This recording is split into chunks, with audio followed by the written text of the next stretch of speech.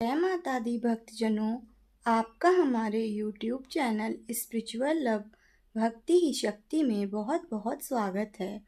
आज हम आपको विजया एकादशी की कथा सुनाने जा रहे हैं। श्री कृष्ण ने अर्जुन से कहा, फागुन मास की कृष्ण पक्ष की एकादशी को विजया एकादशी कहते हैं। इस एकादशी के व्रत से सभी को सदा विजय की प्राप्ति होती है। मैं आपको इस कथा के बारे में बताता हूँ। यह कथा आज से पहले ब्रह्मा जी ने केवल नारद जी को सुनाई थी। त्रेता युग की बात है। श्री राम जी जो विष्णु जी के अंश अवतार थे, वो अपनी पत्नी सीता को ढूंढते हुए समुद्र तट पर पहुँचे। यहाँ पर भगवान के परम भक्त जटायु जी रहते थे। उन्होंने बताया, माता सीता को लंका का राजा रावण हर कर समुद्र के पार अपनी नगरी में ले गया है। माता इस समय अशोक वाटिका में हैं। वायु जी के द्वारा माता सीता जी का पता चलने पर श्री रामचंद्र जी ने अपनी वानर सेना को लंका पर आक्रमण करने के लिए तैयार कर दिया, परंतु उनको रास्ते में समुद्र पार करना था। समुद्र बहुत से जल जीवों से भरा हुआ था और उसका मार्ग बहुत दुर्गम था।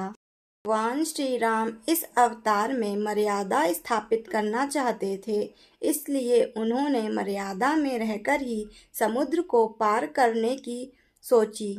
वह मानव की भांति चिंतित हो गए कि इतने भारी समुद्र को हमारी सेना कैसे पार कर सकेगी।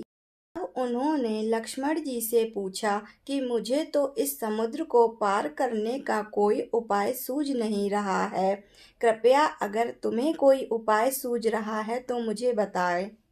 श्री राम जी की बात सुनकर लक्ष्मण जी बोले कि आप सर्व सामर्थ्यवान हैं, फिर भी मैं आपसे कहूँगा, यहाँ से आधा योजन दूर बकदालव्य मुनि का निवास स्थान है।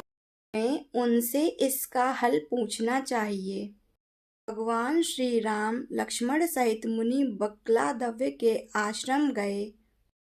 उन्हें प्रणाम करके अपना प्रश्न रखा।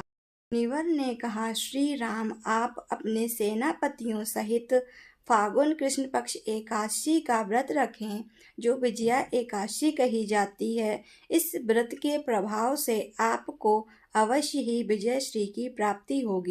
आप रावण को अवश्य ही पराजित कर पाएंगे।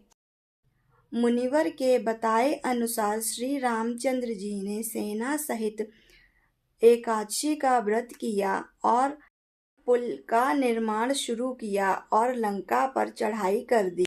राम और रावण के बीच युद्ध हुआ, जिसमें रावण मारा गया और श्री राम की विजय हुई। आपको हमारी कहानी कैसी लगी, हमें कमेंट बॉक्स में बताएं। ओम नमो नारायण।